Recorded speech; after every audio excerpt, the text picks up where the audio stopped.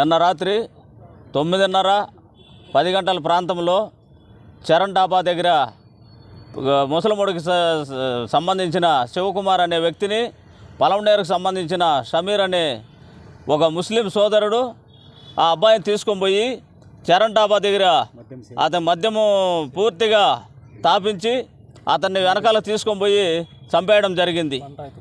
బండరాయితో కొట్టి చంపేయడం జరిగింది. ఈ విషయాన్ని తెలుసుకున్న అతనే చంపేసి కూడా పోలీస్ స్టేషన్కి అతను ఫోన్ చేసి నేను ఈ మాదిరిగా నేను చంపినాను అతన్ని అని అతనే తెలియపరిచినాడు. తెలియపరిచిన తర్వాత అతను ఎక్కడున్నాడో కూడా తెలియకుండా వెళ్ళిపోయినాడనే విషయాన్ని మాకు పోలీసులు తెలియజేసినారు. ఈ విషయంగా దళిత సంఘాలందరూ పలమనేరు రూరల్ మండలము, అర్బన్లో కూడా అందరూ కూడా ఇక్కడ పోలీస్ స్టేషన్కి రావడం జరిగింది. వచ్చి డిఎస్పీ గారితో, సిఐ గారితో కూడా మేము ఈ విషయాన్ని తీసుకొని పోయి కంప్లైంట్ ద్వారా తీసుకొని పోయి ఇవ్వడం వలన డిఎస్పీ గారు, సిఐ గారు స్పందించి మీకు తప్పనిసరిగా మేము న్యాయం చేస్తామని మాకు వివరణ ఇవ్వడం జరిగింది. కావున దీంట్లో ఎలాంటి కూడా సందేశం లేదు. ఈ సమీర్ అనే వ్యక్తి ఆ అబ్బాయిని కొట్టి చంపాడని తెలియపరుస్తున్నాం. నిన్నటి ఈవినింగ్ సుమారు 8 గంటల సమయం అప్పుడు సమీర్ అనే వ్యక్తి, శివకుమార్ అనే ఎస్సీ కులానికి చెందిన వ్యక్తిని తీసుకెళ్లి తాపించి రాయితో కొట్టి చంపినా అని చెప్పి ఫిర్యాదు.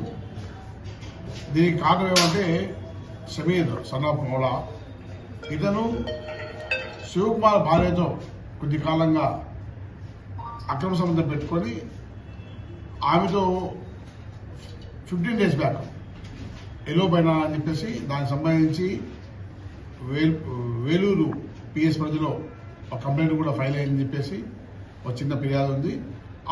తిరిగి వచ్చిన క్రమంలో శివకుమార్ తన భార్యతో సయోధ్య ట్రై చేస్తూ ఉంటే ఇది నచ్చక సమీర్ అనే వ్యక్తికి హత్యకు పాల్పడినాడని చెప్పేసి కంప్లైంట్ ఉంది. దాని ఆధారంగా దర్యాప్తు చేస్తున్నాము. ఈ మృతుడు శివకుమార్ వాళ్ళ రక్త బంధువులను, వాళ్ళ ప్రత్యక్ష సాక్షులను అందరినీ ఎగ్జామ్ చేస్తున్నాము, ఎంక్వైరీ కండక్ట్ చేస్తున్నాము. ఇవన్నీ చూసుకున్న తర్వాత నిజ నిర్ధారణ చేసి ముద్దాయిల పైన కఠినమైన చర్యలు తీసుకోబడతాయి.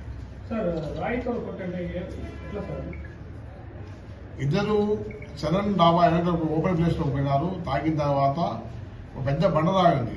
ఆ బండరాయితో శివకుమార్ని పడడం వల్ల చనిపోయాయని చెప్పి ఆ యొక్క నేరస్థానాన్ని పరిశీలిస్తుంటే మనకు అర్థమవుతున్న విషయం.